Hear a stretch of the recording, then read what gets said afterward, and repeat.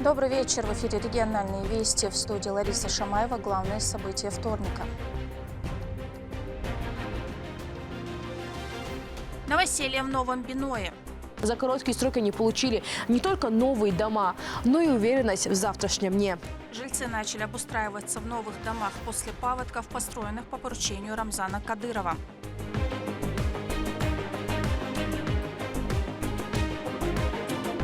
Экологическая энергия. Именно по нему вода устремится к турбинам, чтобы создать мощный напор. Как строят самую мощную ГЭС в республике, смотрите в нашем выпуске.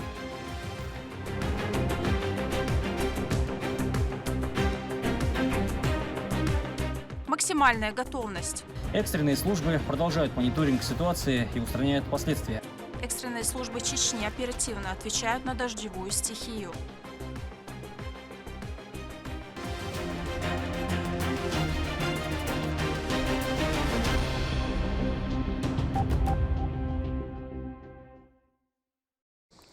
Последствия непогоды ликвидированы в 3 муниципальных районах Чечни. Обильные дожди привели к локальным подтоплениям и проблемам на дорогах, но экстренные службы сработали оперативно. С подробностями с места событий наш корреспондент Турпал-Али Тайсумов. В результате обильных дождей в ряде районов Чечни зафиксированы подтопления и повреждения дорожной инфраструктуры. Из-за сильных осадков затруднено движение транспорта. На некоторых участках дороги частично размыты. Экстренные службы продолжают мониторинг ситуации и устраняют последствия стихии. По предварительной информации, от последствий непогоды местами пострадали и Тумкалинский, Шароройский и Шалинский муниципальные районы. Мы побывали в селе Автуры. Утром уровень в местной реке был высоким, однако ближе к середине дня вода начала понижение. На территории Чеченской Республики до конца 20 мая действует штормовое предупреждение. Главным управлением МЧС России по Чеченской Республике проводится постоянный мониторинг обстановки на территории республики. Выставлены дополнительные гидрологические посты. В настоящее время поднятие уровня рек до неблагоприятных отметок не наблюдается. По всей республике прошли дожди. В настоящее время практически во всех районах они прекратились. Продолжаются осадки в Шатойском районе. Имеет место заходы дождевой воды на придворовые территории, поступают сообщения. Также поступило сообщение, что имеется угроза оползня в Шаройском районе. В настоящее время на место выдвинулось руководство Шаройского района, оперативная группа Главного управления для оценки обстановки и принятия соответствующих решений. При помощи спецтехники уже возвели защитное сооружение.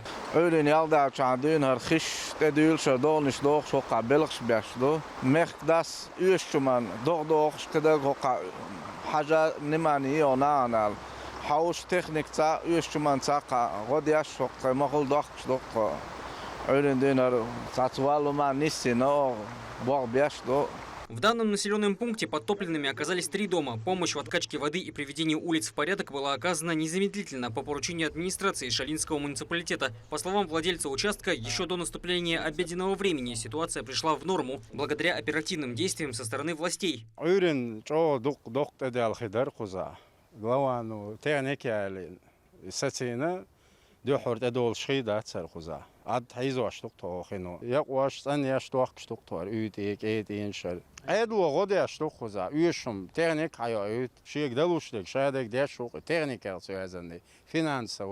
Аналогичное происшествие коснулось села Агишты. Пострадавшей семье также помогли осушить участок с домовладением. В целом ситуация находится под контролем. Готовность к дождевой стихии обеспечена на максимуме возможностей. Турпал-Али Тайсумов, Ислам Нацуров и Ахмед Хизриев. Вести, Чеченская Республика. Мартовские паводки оставили без крова многие семьи в Чечне. Обещание главы построить новое жилье выполнили в кратчайшие сроки. Ключи получили и те, кто строил свой дом годами, и те, кто спасался от воды в попыхах. Сейчас они обустраивают просторные комнаты. Репортаж Рабиат Гайтиевой из Нового Биноя.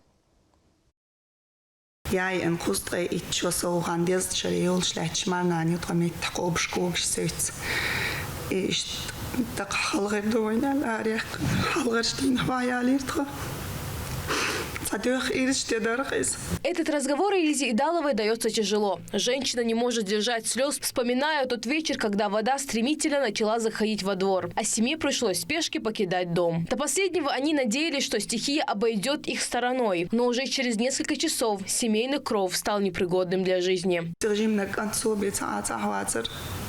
كانت سيخسي عيال تقشتوق عادة هردوشتات يوغي كانت سوية ديوشلاش تخنيقش بيكوكش كالر لا تشتع يجتر ديد اشتخل عردو لإزجوج مخير ترحال دي عيوت بين تي حال دولار كمان نانس باغرشين دو حركر تبين قوي باتش رمزان مربوع ديلي إلشي ريس خلصن دال عال شويلي دال لات ويل واني سو اشتخز شين كرتي بيري سو تون مخيتر غودي خز بوت باليت إينوش ديغن خز غيشلوش تخيش وسم شيل شو دالي تخيش نشخيريوت سمهتر إشتسيغ Сегодня семья Элизы начинает все заново уже в новом доме. Здесь просторные комнаты и все необходимые условия. Сейчас главная забота женщин об устройстве жилища и создании домашнего уюта. Подскольно ждал сар дойлк, у адаман суадин руа мадохом дуал. Вы и паш вош дохом дуал. Вайн хиллата аш арха отцож о води шук арха пачал. Мос сумет води шук из. Среди новоселов и 47-летний Ахмед. Мужчина рассказывает, дом в родном селе он строил долгие годы и совсем недавно завершил строительство. Однако мартовские паводки разрушили все буквально за считанные часы.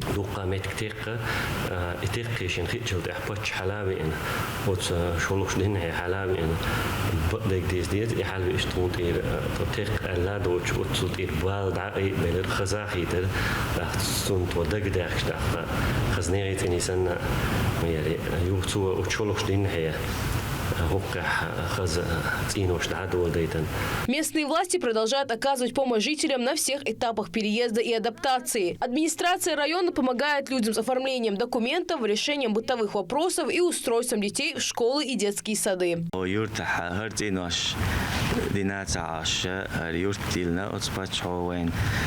هنا يرتيلنا تو يرتعمل ويشتغلوا ماجدك شكول سادك سبورت كومبلكس بلنيت شامل ويشال انفراستراكتور أدمن داغرن ويش ميلدون شاديك دينا قص باتشو يرتع هوش دينا تعاش اشتخزدا وحوجنا خوي باتشو دايريس خلتن دالدي كان سبيقن بوالتن.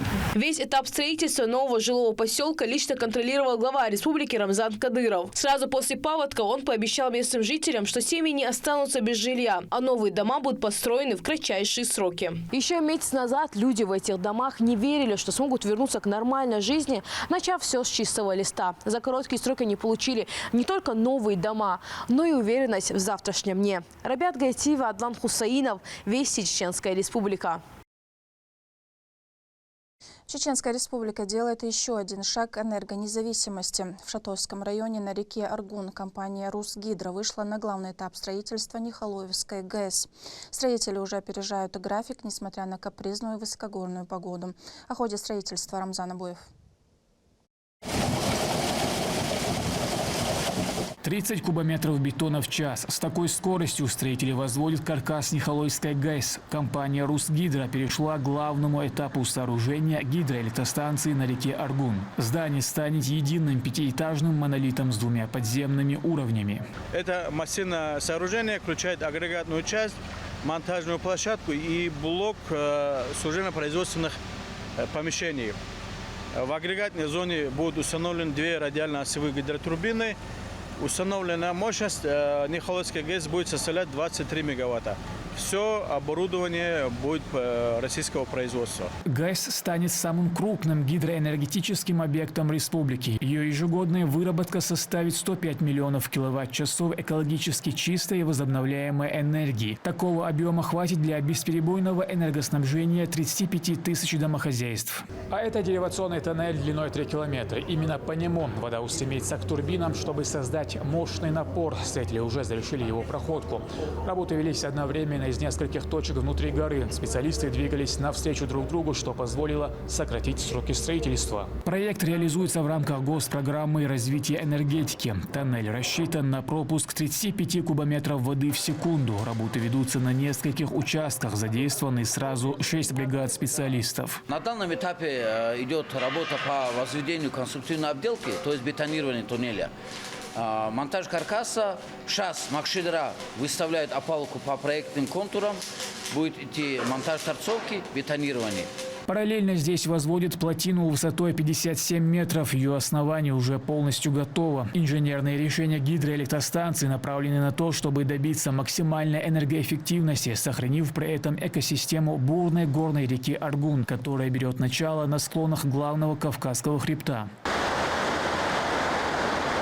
На объекте 2 смены трудится более 250 человек и задействовано 46 единиц спецтехники. Впереди масштабный фронт работ, но строители уже опережают график. Им не мешает даже капризная погода высокогорья, которая меняется буквально каждый час. Запуск ГАЭС намечен на 2028 год. Рамзан Абуев, Шамсудин Джабраилов, Магомед Бараханов. Вести. Чеченская Республика.